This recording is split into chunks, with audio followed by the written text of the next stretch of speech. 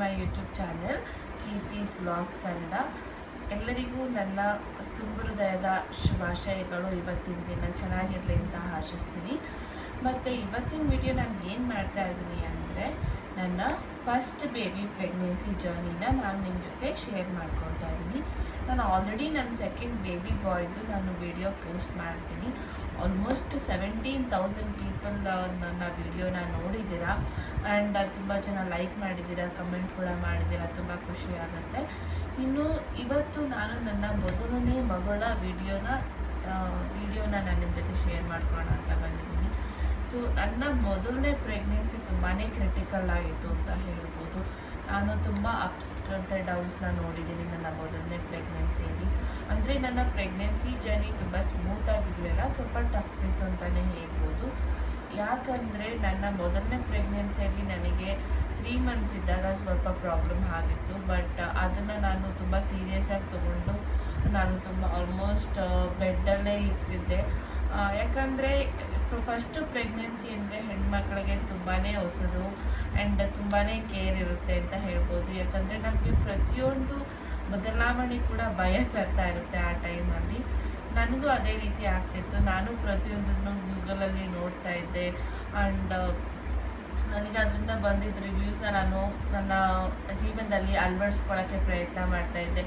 ಯಾವ ರೀತಿ ಅಂದರೆ, ನಾನು ಒಂದು ದಿನ ಕೂಡ ಆಚೆಗಡೆಯಿಂದ ಏನೂ ತರಿಸ್ಕೊಂಡು ಊಟ ಮಾಡ್ತಾ ಇರಲಿಲ್ಲ.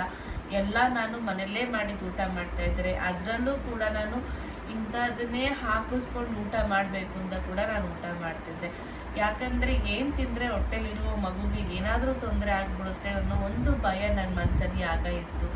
ಯಾಕಂದರೆ ಸ್ವಲ್ಪ ಪ್ರಾಬ್ಲಮ್ ಇದ್ದಿದ್ದರಿಂದ ನಾನು ತುಂಬಾ ಕೇರ್ ತೊಗೊಳ್ತಾ ಇದ್ದೆ ನನ್ನ ಬಗ್ಗೆ ನಾನು. ಇನ್ನು ನನಗೆ ಹುಟ್ಟಿದ್ದು ಫಸ್ಟ್ ಹೆಣ್ಮಗು ಮತ್ತು ಎರಡನೇದು ಗಂಡು ಮಗು ಅಂತ ಹೇಳ್ಬೋದು. ನನ್ನ ಹೆಣ್ಮಗುವಿನ ರಿಪೋರ್ಟ್ ನಾನು ಅಷ್ಟು ಸ್ಟೋರ್ ಮಾಡಿ ಇಟ್ಕೊಂಡಿಲ್ಲ, ಎಲ್ಲೆಲ್ಲೋ ಮಿಸ್ ಆಗಿಬಿಟ್ಟಿದೆ. ಬಟ್ ನಾನು ನನ್ನ ಹೆಣ್ಮಗುದು ನನಗೆ ಮೇನ್ ಥಿಂಗ್ಸ್ನ ನಾನು ನಿಮ್ಮ ಜೊತೆ ಶೇರ್ ಮಾಡ್ಕೊಳ್ತೀನಿ. ಇನ್ನು ನನ್ನ ಮಗಳು ಪ್ಲೆಸೆಂಟಾ ಪ್ಲೇಸ್ಮೆಂಟ್ ಬಂತು. ಫಸ್ಟ್ ಸ್ಕ್ಯಾನಿಂಗಿಂದ ಕೊನೆ ಸ್ಕ್ಯಾನಿಂಗ್ವರೆಗೂ ಆ್ಯಂಟೀರಿಯರೇ ಇತ್ತು. ಇನ್ನು ಹಾರ್ಟ್ ಬೀಟ್ ಬಂದ್ಬಿಟ್ಟು 150 to 168ವರೆಗೂ ಚೇಂಜ್ ಆಗ್ತಾಯಿತ್ತು. ಸೊ ಇದು ನನ್ನ ಮಗಳ heart beat from all the scans and also ಮತ್ತು ಆ್ಯಂಟೀರಿಯರ್ ಪ್ಲೇಸ್ಮೆಂಟೇ ಇರ್ತಾಯಿತ್ತು, ಯಾವುದೇ ರೀತಿ ಚೇಂಜಸ್ ಇರಲಿಲ್ಲ. ಸೊ ಇದು ನಮಗೆ ಮೇನಾಗಿ ಸ್ಕ್ಯಾನಿಂಗಲ್ಲಿ ನಾವು ಚೆಕ್ ಮಾಡೋದಾಗಿರುತ್ತೆ.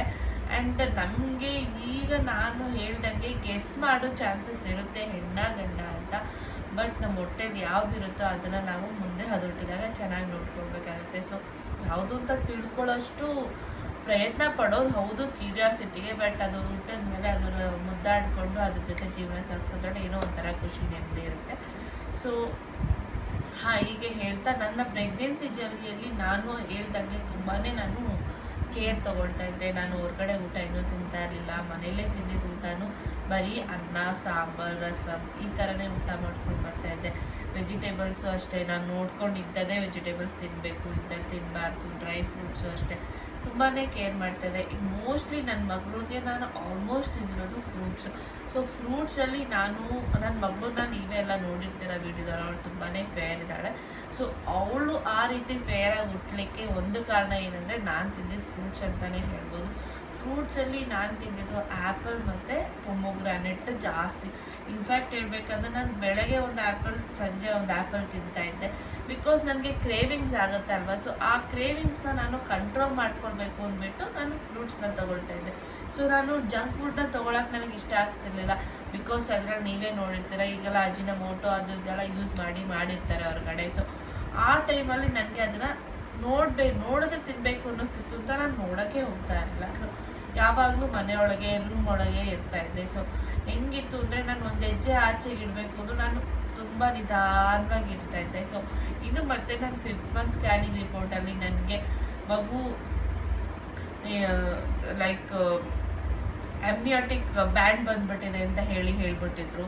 ಸೊ ಅವಾಗ ನಾನು ಏನು ಮಾಡಿಬಿಟ್ಟೆ, ಇನ್ನೂ ಬಗ್ಗೋದು ಎದೊಳೋದು ಕೂಡ ಮಾಡೋದು ಬಿಟ್ಬಿಟ್ಟಿದ್ದೆ. ಸೊ ಹೆಂಗಿತ್ತು ನನ್ನ ಜರ್ನಿ ಅಂದರೆ, ಸ್ವಲ್ಪ ನನಗೆ ತುಂಬ ಯಾವಾಗ ಡೆಲಿವರಿ ಆಗುತ್ತೋ, ಯಾವಾಗ ನನ್ನ ಮಗಳು ಹುಟ್ತಾಳೋ, ಲೈಕ್ ಅಂದರೆ ಯಾವಾಗ ಮಗು ಹುಟ್ಟುತ್ತೋ ಅನ್ನೋ ಥರ ನನ್ನ ಮೈಂಡ್ಸೆಟ್ ಆಗ್ತಿತ್ತು. ಒಂದೊಂದು ದಿವಸ ಖುಷಿಯಾಗಿರ್ತಿದ್ದೆ, ಒಂದೊಂದು ದಿವಸ ತುಂಬ ಬೇಜಾರಾಗಿರ್ತಿದ್ದೆ. ಒಂದೊಂದು ದಿವಸ ಅಂತೂ ಅವ್ರ ಡಾಕ್ಟರ್ ಸ್ಕ್ಯಾನಿಂಗ್ ರಿಪೋರ್ಟ್ನೆಲ್ಲ ನೆನೆಸ್ಕೊಂಡು ಅಳೋಕ್ಕೆ ಶುರು ಮಾಡಿಬಿಡ್ತಿದ್ದೆ. ಸೊ ಈ ರೀತಿ ನನ್ನ ಮಗಳ ಸ್ಕ್ಯಾನಿಂಗ್ ಅಥವಾ ನನ್ನ ಮಗಳ ಪ್ರೆಗ್ನೆನ್ಸಿ ಜರ್ನಿ ನನಗೆ ಇತ್ತು. ಬಟ್ ಅವಳು ಹುಟ್ಟಿದ ಮೇಲೆ ನನ್ನ ಜೀವನದಲ್ಲಿ ನಾನು ತುಂಬಾ ಖುಷಿಯಾಗಿದ್ದೀನಿ. ಯಾಕಂದರೆ ನನಗೆ ನನ್ನ ಮಗಳು ಹೊರ ಅಂತಲೇ ಹೇಳ್ಬೋದು. ಯಾಕಂದರೆ ತುಂಬ ಅಪ್ಸ್ ಆ್ಯಂಡ್ ಡೌನ್ಸ್ ನಾನು ನೋಡಿರೋದ್ರಿಂದ ನನ್ನ ಮಗಳು ಹುಟ್ಟಿದ್ಮೇಲೆ ನನಗೇನೋ ಒಂಥರ ಖುಷಿ, ನೆಮ್ಮದಿ. ಹಿಂದೆನೇ ಒಂದು 2.5 ವರ್ಷ ಗ್ಯಾಪಲ್ಲಿ ಮತ್ತೆ ನನಗೆ ಮಗ ಹುಟ್ಟಿದ. ಸೊ ಅವನಂತೂ ಟೋಟಲಿ ಅನ್ಎಕ್ಸ್ಪೆಕ್ಟೆಡ್ ಅಂತಲೇ ಹೇಳ್ಬೋದು. ಸೊ ನನ್ನ ಮಗನೂ ಅಷ್ಟೇ, ಅಂದರೆ ನನ್ನ ಮಗನ ಪ್ರೆಗ್ನೆನ್ಸಿ ನಾನು ತುಂಬಾ ಎಂಜಾಯ್ ಮಾಡಿದೆ. ಚೆನ್ನಾಗಿ ತಿಂದ್ಕೊಂಡು ಉಂಡ್ಕೊಂಡು ಓಡಾಡಿಕೊಂಡು, ಇನ್ಫ್ಯಾಕ್ಟ್ ನಾನು ಫಾರಿನ್ ಟ್ರಿಪ್ ಕೂಡ ಹೋಗಿದ್ದೆ. ಸೊ ಈ ರೀತಿ ನನ್ನ ಮೊದಲನೇ ಮಗಳ ಪ್ರೆಗ್ನೆನ್ಸಿ ಜರ್ನಿ ನನಗೆ ಇತ್ತು. ಸೊ ನಿಮಗೆ ಯಾರಾದರೂ ನೀವೇನಾದರೂ ಪ್ರೆಗ್ನೆನ್ಸಿ ಜರ್ನಿಯಲ್ಲಿ ಕ್ರಿಟಿಕಲ್ ಫೇಸ್ ಮಾಡ್ತಾ ಇದ್ದೀರಾ, ಸ್ವಲ್ಪ ಪ್ರಾಬ್ಲಮ್ಸ್ ಇದೆ ಅಂದರೆ ನೀವು ಆದಷ್ಟು ಡಾಕ್ಟರ್ಸ್ನ ಕೇಳಿ ಅವ್ರು ಯಾವ ರೀತಿ ಹೇಳ್ತಾರೋ ಆ ರೀತಿ ಇರೋದ್ರಿಂದ. ಹೇಳಿದ್ದು ಎಲ್ಲನೂ ನಿಜ ಆಗಿರೋದಿಲ್ಲ, ಎಲ್ಲನೂ ಸುಳ್ಳಾಗಿರೋದಿಲ್ಲ. ಸೊ ಎಷ್ಟೋ ಕಡೆ ನಾವು ಸ್ಕ್ಯಾನಿಂಗ್ ಮಾಡಿದಾಗ ನನಗೆ ಇದೇ ಥರ ನನಗೆ ಹೇಳಿದಾಗೆ ಅಮ್ನಾಟಿಕ್ ಬ್ಲ್ಯಾಂಡ್ ಇದೆ ಅಥವಾ ಬೇರೆ ಏನಾದರೂ ಅಂಬಲಿಕಲ್ ಕಾರ್ಡ್ಸಲ್ಲಿ ಪ್ರಾಬ್ಲಮ್ ಇದೆ, ಈ ಥರ ಏನೇನೋ ಹೇಳ್ತಾರೆ. ಬಟ್ ನಾವು ಮತ್ತೆ ಚೆಕ್ ಮಾಡಿಸಿ ಅದರದ್ದು ಏನು ಕ್ಲಿಯರ್ ಅಥವಾ ಇನ್ನೊಂದು ಕಡೆ ಸ್ಕ್ಯಾನಿಂಗ್ ಮಾಡಿ ನೋಡೋದು ಒಳ್ಳೆಯದು. ಯಾಕಂದರೆ ನನಗೆ ಅಮ್ನಾಟಿಕ್ ಬ್ಯಾಂಡ್ ಇದೆ ಅಂತ ಹೇಳಿದರು, ಬಟ್ ಆದರೆ ನನಗೆ ಆ ರೀತಿ ಯಾವುದೇ ರೀತಿ ಬ್ಯಾಂಡ್ ಕೂಡ ನನಗೆ ಇರಲಿಲ್ಲ. ಸೊ ನಾನು ಇನ್ನೊಂದು ಕಡೆ ಸ್ಕ್ಯಾನ್ ಮಾಡಿಸಿದಾಗ ನನಗೆ ಯಾವ ಬ್ಯಾಂಡು ಕಾಣಿಸಿರಲಿಲ್ಲ. ಏನಂದರೆ ನನಗೆ ಮೊದಲನೇ 3 ಮಂತ್ಸಲ್ಲಿ ಪ್ರಾಬ್ಲಮ್ ಆಗಿತ್ತು ಅಂತ ಹೇಳಿದ್ನಲ್ಲ, ಅದು ನನಗೆ ಅಲ್ಲಿ ಸೇವ್ ಆಗಿದ್ದ ಬ್ಲಡ್ ಸ್ಕ್ಯಾನಿಂಗ್ವರೆಗೆ ಅಮ್ನಾಟಿಕ್ ಬ್ಯಾಂಡ್ ಥರ ಕಾಣಿಸಿತ್ತು. ಅದು ಬಿಟ್ಟರೆ ನನ್ನ ಮಗಳು ತುಂಬ ಆರಾಮಾಗಿ ಹುಟ್ಟಿದ್ಲು, ಯಾವುದೇ ರೀತಿಯ ಪ್ರಾಬ್ಲಮ್ಸ್ ಇರಲಿಲ್ಲ, ಏನೂ ಇಲ್ಲ. ಸೊ ನೀವು 5 ತಿಂಗಳಿದ್ದಾಗ ಇದೆಲ್ಲ ನಿಮಗೆ ರಿವೀಲ್ ಆಗುತ್ತೆ. ಸ್ಕ್ಯಾನಿಂಗ್ನ ನೀವು ಆ ಸ್ಕ್ಯಾನಿಂಗ್ಗೆ ಏನಂತ ಹೇಳ್ತಾರೆ, ಅನಾಮಲಿ ಸ್ಕ್ಯಾನ್ ಅಂತ ಹೇಳ್ತಾರೆ. ಸೊ ಈ ಸ್ಕ್ಯಾನ್ನ ನೀವು ಒಂದು ಕಡೆ ಮಾಡಿಸಿ ನಿಮಗೆ ಸ್ಯಾಟಿಸ್ಫ್ಯಾಕ್ಷನ್ ಆಗಿಲ್ಲ ಅಂದರೆ ನೀವು ಮತ್ತೊಂದು ಕಡೆ ಮಾಡಿಸಿ ನೋಡೋದು ಒಳ್ಳೆಯದು ಅಂತಲೇ ಹೇಳ್ತೀನಿ. ಯಾಕೆಂದರೆ ಈ ಅಮ್ನಾಟಿಕ್ ಬ್ಯಾಂಡ್ ಅನ್ನೋದು ಒಂಥರ ಭಯ ಕೊಡುತ್ತೆ ಮನಸ್ಸಿಗೆ. ನಾನು ಎಷ್ಟು ಸಫರ್ ಮಾಡಿದ್ದೀನಿ ಅಂದರೆ ನನಗೆ ಗೊತ್ತು ಅದು. ಆಮೇಲೆ ನಾನು ಮತ್ತೆ ಸ್ಕ್ಯಾನ್ ಮಾಡಿಸಿ ಇನ್ನೊಂದು ಕಡೆ ಚೆಕ್ ಮಾಡಿದಾಗ ಏನೂ ಇರಲಿಲ್ಲ, ಚೆನ್ನಾಗಿದೆ ಅಂತ ಹೇಳಿದ್ರು. ಆ್ಯಂಡ್ ನನ್ನ ಮಗಳು ಹುಟ್ಟಿದಾಗ ಡಾಕ್ಟರ್ ಕೂಡ ನನ್ನ ಬರೀ ಏನು ಆ ಥರ ಬ್ಯಾಂಡ್ ಏನು ಕಾಣಿಸ್ಲಿಲ್ಲ ಅಥವಾ ಏನೂ ಪ್ರಾಬ್ಲಮ್ ಇರಲಿಲ್ಲ, ಚೆನ್ನಾಗಿದೆ ಅಂತ ಹೇಳಿದ್ರು. ಸೊ ನಾವು ಡಾಕ್ಟರ್ಸ್ನ ಕೂಡ ನಾವು ಮತ್ತೆ ಕೇಳಿ ತಿಳ್ಕೊಬೇಕಾಗತ್ತೆ. ಆ್ಯಂಡ್ ನಮ್ಮ ಮಗುವಿನ ಬೆಳವಣಿಗೆ ಹೊಟ್ಟೆಯಲ್ಲಿ ಯಾವ ರೀತಿ ಆಗ್ತಾಯಿದೆ, ಅದರದ್ದು ಗ್ರೋತ್ ಹೇಗೆ, ಮತ್ತು ಇದು ಕಾಲು ಕೈಗಳು ಇದನ್ನೆಲ್ಲ ಅವರು ನಮಗೆ ಗ್ರೋತ್ ಸ್ಕ್ಯಾನರ್ ಕೂಡ ಮಾಡ್ತಾರೆ. ಸೊ ಗ್ರೋತ್ ಸ್ಕ್ಯಾನರ್ ಕೂಡ ನಮಗೆ ಪ್ರತಿಯೊಂದು ತಿಳ್ಕೊಳ್ಬೋದು. ಸೊ ನೀವು ಅಷ್ಟೇ ಟೆನ್ಷನ್ ಮಾಡ್ಕೊಂಡೆ ನಿಮ್ಮ ಪ್ರೆಗ್ನೆನ್ಸಿ ಜರ್ನಿನ ಅದು ಅಕಸ್ಮಾತ್ ಕ್ರಿಟಿಕಲ್ ಇತ್ತಂದರೆ ಆಲ್ಮೋಸ್ಟ್ ನೀವು ಬೆಡ್ಡಲ್ಲೇ ಎಂಜಾಯ್ ಮಾಡ್ಕೊಂಡು ಕಾಲ ಕಳೀಬೋದು.